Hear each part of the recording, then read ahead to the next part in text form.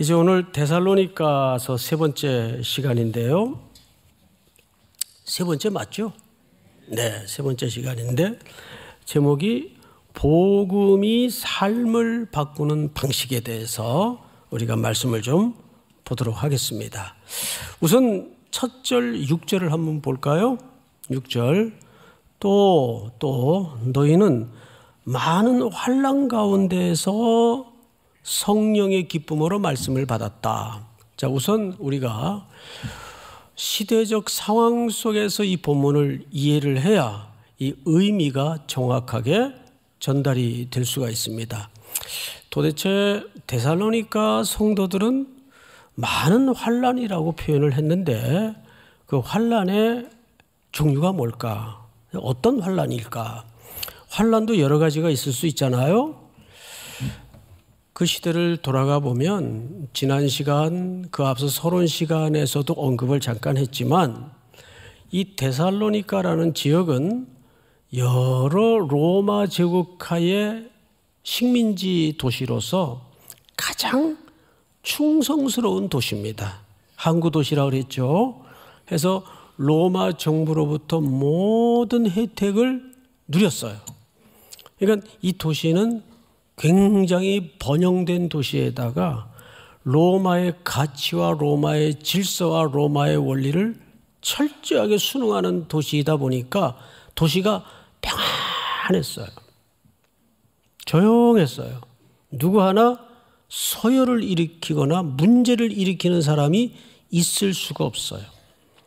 그것이 로마 제국이 국가의 통치 철학으로 평화, 특별히 질서 이런 걸 굉장히 강조했습니다. 그런데 어느 날 허름한 무리들이 이 도시로 스며들더니 이상한 얘기를 퍼뜨리기 시작하는 겁니다. 소위 예수 그리스도가 주님이십니다. 그 아버지이신 하나님만이 참된 주인이십니다. 이런 듣도 보도 못한 희한한 얘기를 전하니까 그 복음은 능력이 있죠. 그러면서 도시를 시끌시끌하게 만들었습니다. 여러분, 거듭 말씀드리지만 로마 정부는 종교에 관한 한 관용 정책을 펼쳤습니다. 뭘 믿든 우리가 상관 안 한다. 단 그것으로 인해서 사회가 질서가 무너지고 시끄러워지면 그건 용납하지 않는다.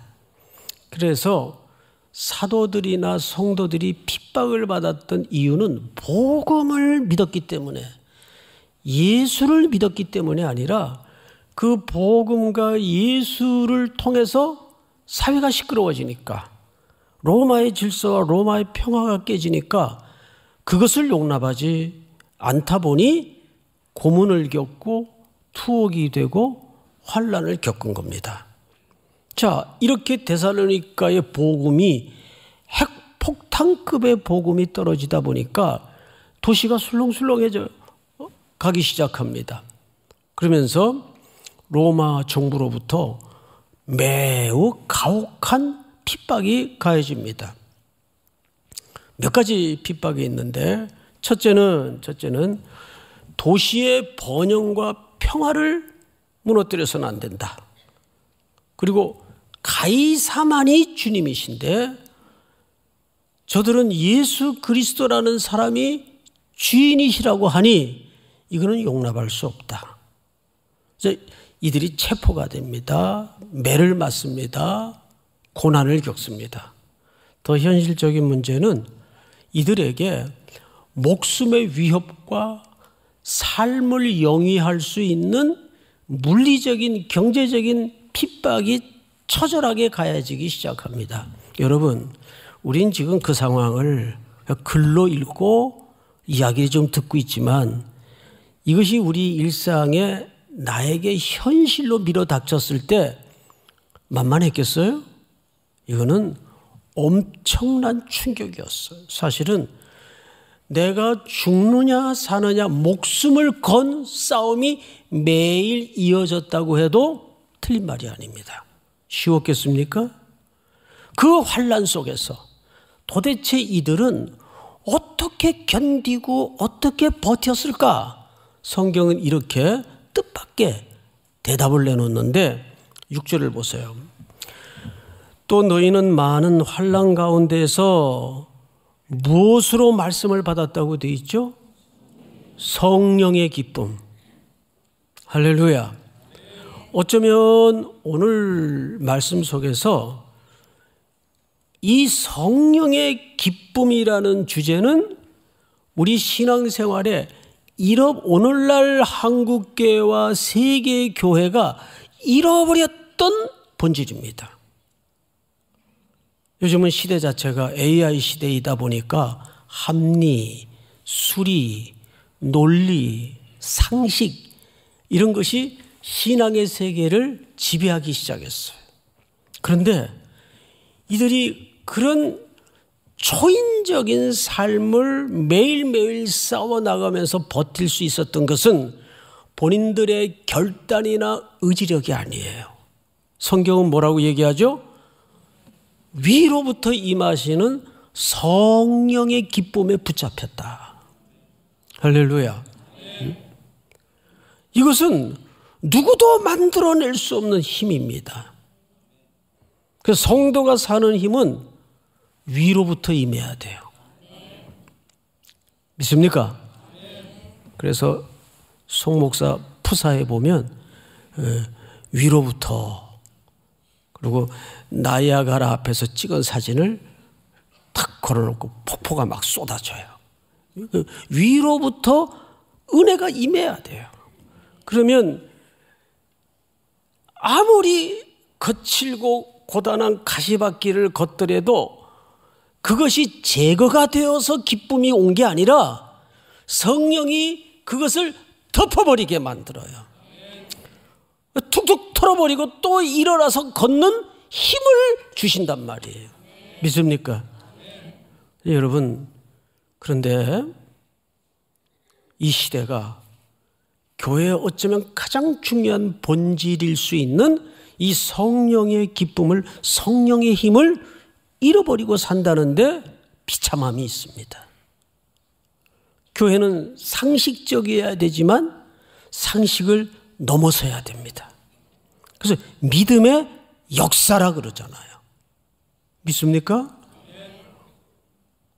그러니까 이들이 그 가혹한 시대적 물리적 핍박 앞에서도 버텨내고 이겨낼 수 있었던 것은 의지력으로 결단으로 되어진 일이 아니고 유난히 믿음이 좋아서가 아니라 위로부터 오시는 성령의 기쁨이 그거를 덮어버리고도 남는 은혜를 입은 사람들이었습니다. 여기 말씀을 받아라는 말은 말씀은 그냥 listening, hearing, 들었다 그런 차원이 아닙니다. 그 말씀을 받아서 살아냈다는 뜻이에요. 그 얘기를 이어서 이렇게 얘기합니다. 6절을 잘 보시면 기쁨으로 말씀을 받아 우리는 누굴 가리킬까요? 바울과 사도들을 가리킵니다. 우리와 주는 누구를 가리킬까요? 예수 그리스도입니다. 주를 어떤 자가 되었으니 미메타이, 본받는 자가 되었다. 여러분, 이것은 그냥 본받는 자라는 말은, 이 미메타이라는 말은 흉내내는 자가 되었다라는 의미예요. 단어적으로는 흉내를 내기 시작했다. 데살로니가 성도들이 복음을 듣고 나서 그 복음을 전해준 그 바울과 사도들의 삶을 보면서 흉내를 내기 시작했단 말이에요.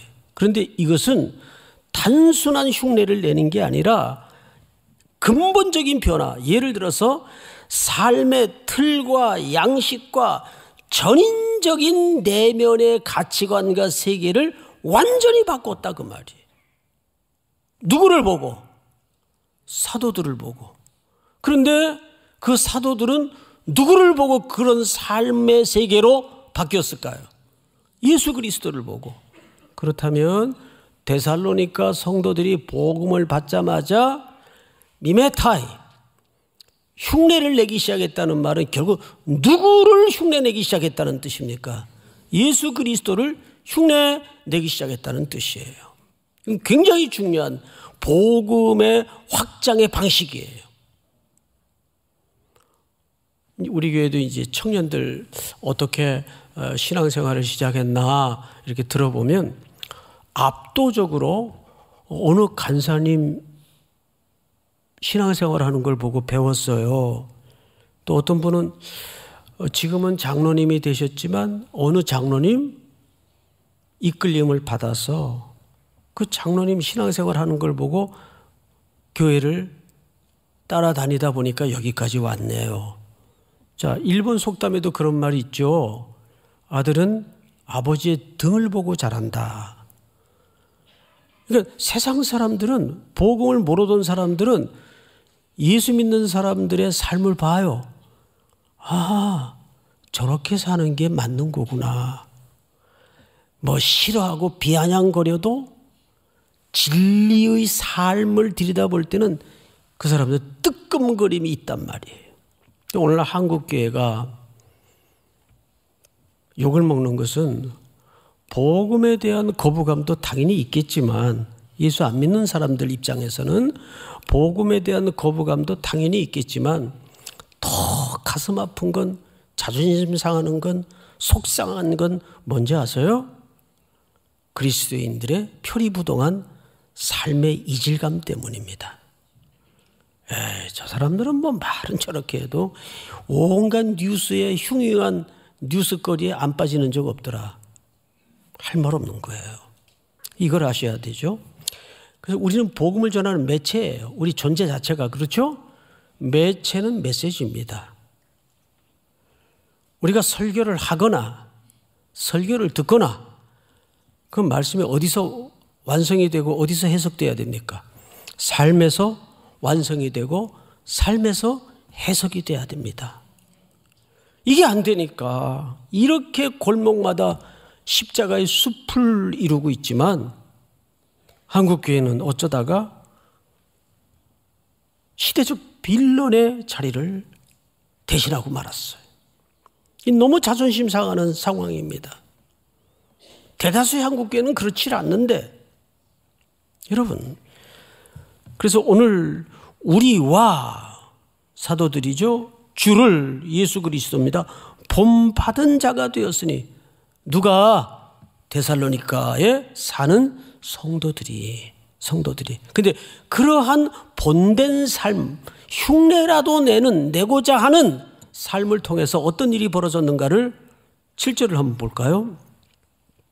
그러므로 너희가 마게도냐와 아가야에 있는 모든 믿는 자의 뭐가 되었으니 본이 되었다. 여기 본이 되었다라는 말은 티포스라는 말을 쓰는데 모델이 되었다, 표준이 되었다, 기준이 되었다, 그 뜻입니다. 아까 미메타에는 흉내내는 자라면 여기 본이 되었다, 티포스라는 말은 표준이 되었다, 기준이 되었다. 여러분 학교 다닐 때 저처럼 키가 작은 사람은 항상 앞줄에서 기준 노릇을 아주 자주 많이 했어요. 맨 앞에 서가지고 그땐 기순대로 세우니까 기준 그러면 기준이 막 왔다 갔다 하면 뒤에 열이 어떻게 되겠어요? 다 따라서 왔다 갔다 합니다. 기준은 항상 거기 서 있어야 돼요. 표준이니까. 그런데 놀랍게도 그렇게 우리와 주를 본받는 자가 된 데살로니가 교인들의 흉내내는 그 흉내를 넘어서는 속까지 내면의 세계까지 뒤집어버린 달라진 삶의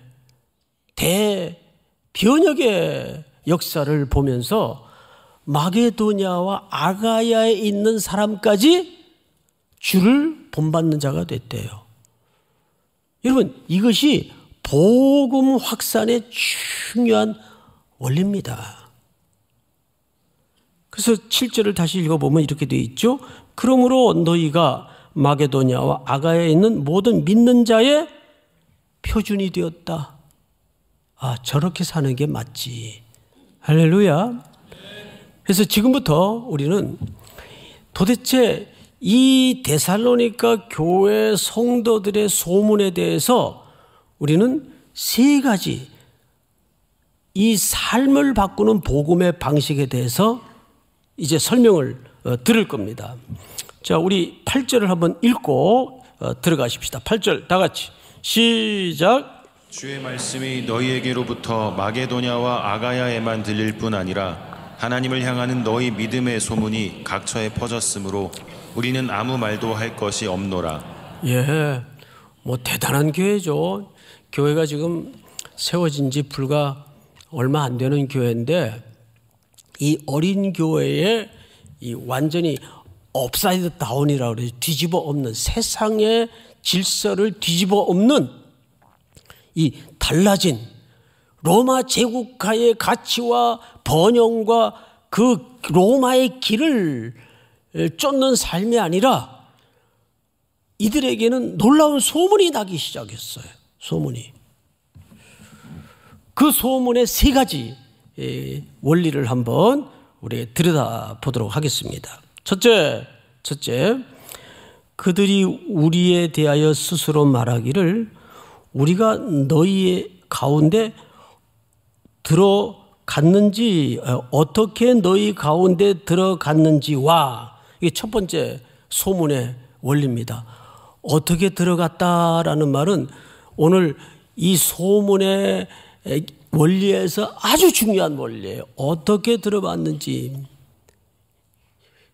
여기 들어왔다라는 말을 에이소도스라고 그래. 에이소도스. 들어가다. 어딘가로 들어가다. 에이소도시.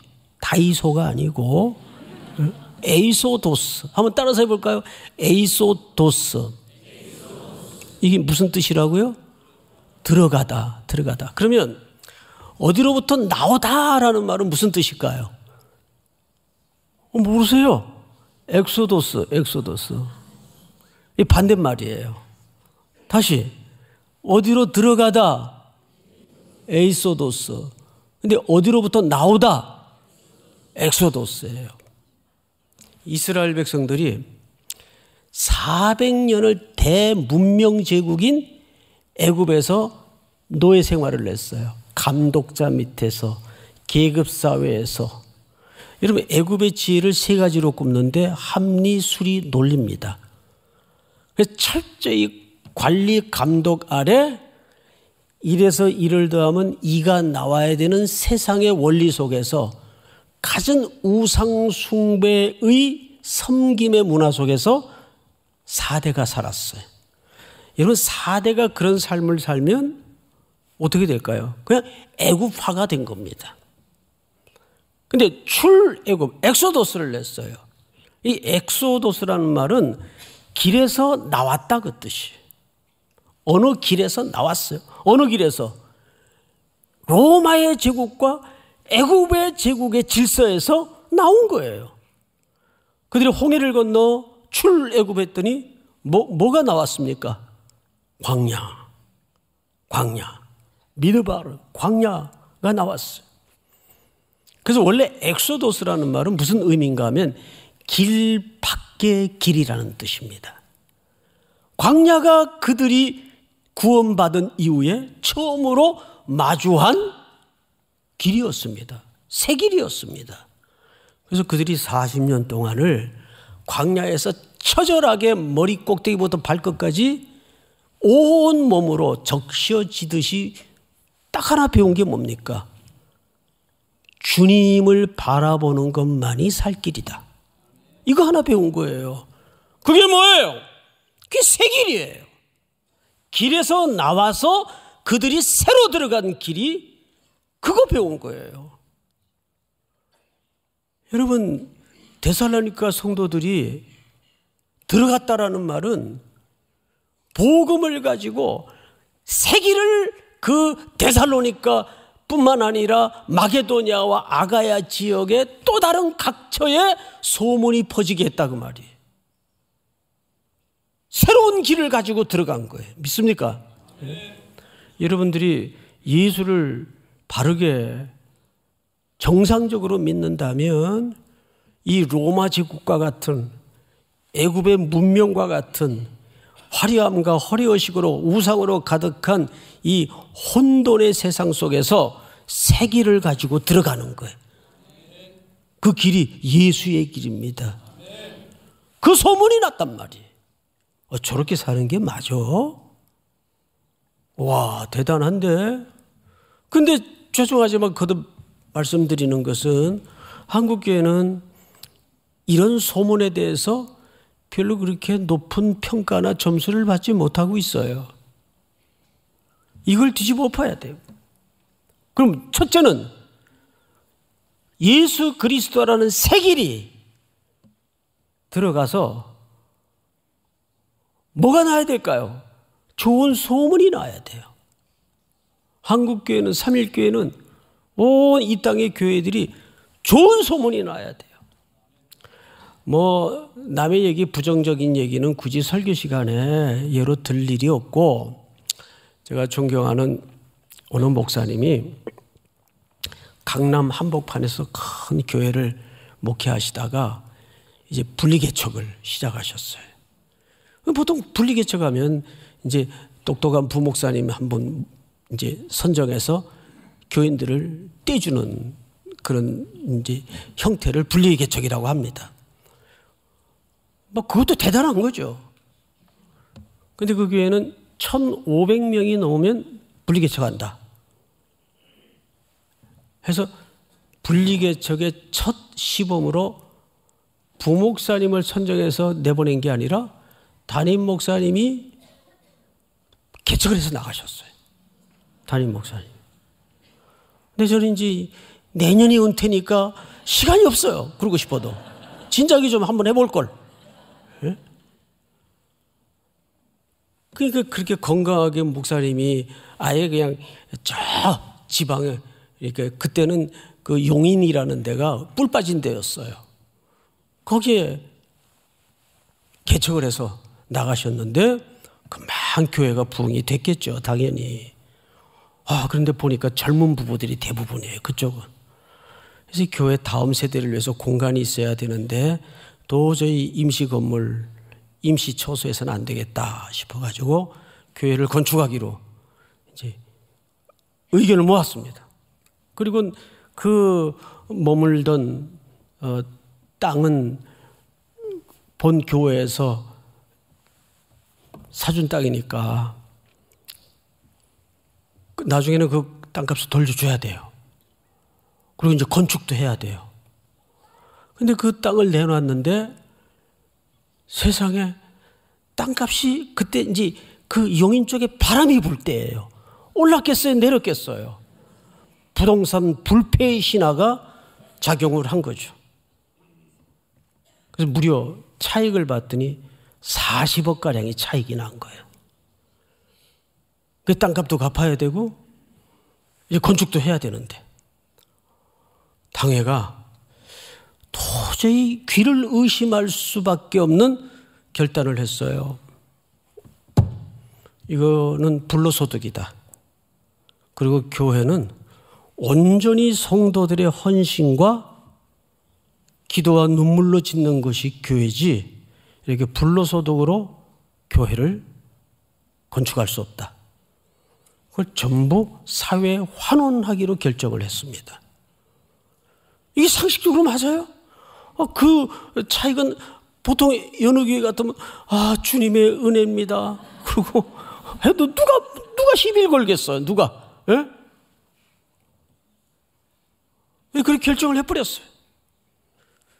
자, 그런데 이게 굉장히 선한 영향력을 일으켰습니다. 이게 좋은 소문이에요.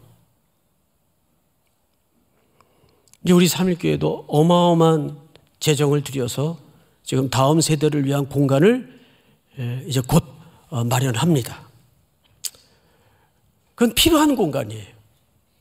그런데 항상 말씀을 드리지만 교회는 삼일교회의 재산이 아닙니다. 누구 겁니까? 하나님 거예요. 지역사회를 위해서 또 다른 더 넓은 범주의 영역을 위해서 기꺼이 우리는 언제라도 주님이 원하시면 나눌 준비가 돼야 됩니다. 우리 교회는 두 가지 금기어가 있다고 그랬어요. 돕는다라는 말을 쓰지 않는다. 쥐뿔도 우리끼리 있어야 돕지. 다 받은 건데 뭘 도와요? 나누는 거예요. 믿습니까? 나누는 거예요. 또 하나의 금기어는 수고했다는 말을 쓰지 않는다.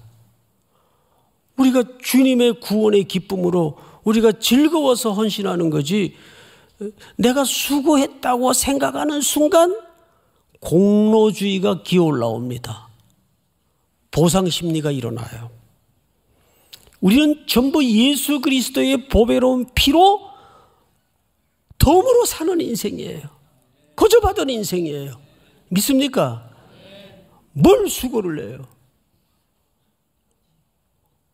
내가 이 교회 40년 동안, 아니요. 오직 교회는 그리스도의 피, 그분의 공로로 서 있어야 됩니다. 믿으십니까? 이걸 철저히 온 교회가 동의하고 지켜낼 때 좋은 소문이 나가는 거예요. 근데 한국 교회는 안 믿는 분들의 평가를 들어보면 싸우는 곳. 그러니까 어느 전철에서 막 두 사람이 다투니까 어느 할아버지가 딱 소리를 질렀어요. 야 이놈들아, 여기가 예배당인 줄 알아, 쌈질들하게. 이게 얼마나 자존심 상하는, 만들어낸 얘기겠지만 그런 시선의 대상이 되고 마른 거죠. 한국교회가 좋은 소문이 나도록 기도합시다. 믿습니까? 두 번째로 여기 성경을 보시면 9절을 다시 읽겠습니다. 그들이 우리에 대하여 스스로 말하기를 우리가 어떻게 너희 가운데 들어갔는지와, 여러분 이 당시에는 도시마다 돌아다니면서 자기의 부를 누리고 명예를 위해서 거짓 철학자와 화려한 언어 수단으로만 밥벌이하는 철학자들이 굉장히 많았어요. 그래서 사도 바울 일행들이 돌아다니면서 대가를 받지 않는 이유가 그런 시대적 맥락 때문에 대가를 받지 않은 겁니다. 그러면서 5절을 확인해 보시면 바울이 자기들의 삶을 이렇게 얘기해요. 이는 우리 복음이 너희에게 말로만 이른 것이 아니라 또한 능력과 성령과 큰 확신으로 된 것임이라. 우리가 너희 가운데 너희를 위하여 어떤 사람이 된 것은 너희가 아는 바와 같으니. 어떤 사람이 됐단 말이에요. 어떤 사람이 됐을까요? 그것이 데살로니가 전서 2장 전체의 설명입니다. 어떻게 교회를 섬겼고 성도들을 섬겼고 헌신을 했으며 눈물로 빼곡한 기록들이 온몸으로 살아낸 흔적들이 2장에 가득합니다. 그 얘기를 하는 거예요.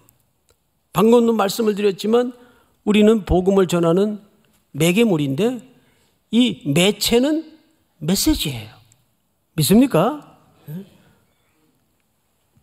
자, 다시 9절을 보시면 너희가 어떻게 우상을 버리고 하나님께로 돌아와서 살아계시고 참되신 하나님을 섬기는지와, 이거는 선교적 교회들이 붙잡아야 될 일상과 선교 현장에서 선명한 메시지입니다. 가이사가 주님이 아니라 우리 주 예수 그리스도가 주님이시고 하나님만이 참된 주님이시다. 이 선명한 복음이 전제되지 않고서는 참된 복음의 전파라고 할 수가 없어요. 그들에게 사회복지로 다가서는 것도 아니고 복지적인 형태가 있어야 되겠지만 윤리나 도덕적이고 구제적인 형태를 우리가 갖춰야 되겠지만 그 핵심에는 뭘 담아서요? 선명한 메시지. 예수 그리스도가 주인이십니다. 예수 그리스도가 주님이십니다. 하나님만이 참된 주이십니다. 선명한 메시지가 있었어요. 지금 얼마나 시대가 나뉘어져 있고 혼란스러워 있습니까? 이때 우리는 우뚝 드러낼 사안은 하나밖에 없어요. 예수 그리스도가 주님이십니다. 믿으십니까? 예수 그리스도가 하나님이십니다. 마지막 세 번째로 10절을 한번 같이 읽어볼까요? 시작. 또 죽은 자들 가운데서 다시 살리신 그의 아들이 하늘로부터 강림하실 것을 너희가 어떻게 기다리는지를 말하니 이는 장래의 노하심에서 우리를 건지시는 예수시니라. 주님이 이 땅에 다시 오십니다. 역사는 이렇게 끝나지 않습니다. 주님이 다시 오시면 진노의 대상이 드러날 것이고 어린 양에 붙어서 그 피의 공로를 입은 자들이 구원을 완성하게 될 것입니다. 그때는 우리 눈에 흘렀던 눈물을 닦아주실 것이고 이지러지고 어그러진 거짓들이 다 드러날 것입니다. 그래서 주님을 대망하는 삶은 견디고 버티는 삶이 아니라 그랬어요. 그날을 적극적으로 오늘이라는 현실 속에서 살아내야 되는데 그 방식은 하나밖에 없어요. 오늘이 마지막이다. 오늘은 내 삶의 남은 끝자락의 마지막 시간이다라는 개혁주의 종말과는 오늘이 내 인생의 마지막 날이라는 그런 긴박성을 가지고 화급성을 가지고 살아내야 돼요. 할렐루야. 거기에 우리의 인생의 타임 테이블이 딱 맞춰져 있을 때 우리의 삶의 질서와 삶의 패턴은 확실해질 수가 있습니다. 다시 오실 주님을 소망하며 그것이 우리가 기다리는 이 세상 사람들이 걸어가는 길이 아닌 이 길 밖에 새로운 길로 여러분들이 주님의 다시 오심을 대망하는 아름다운 종말론적 삶이 될 수 있기를 주의 이름으로 축복합니다.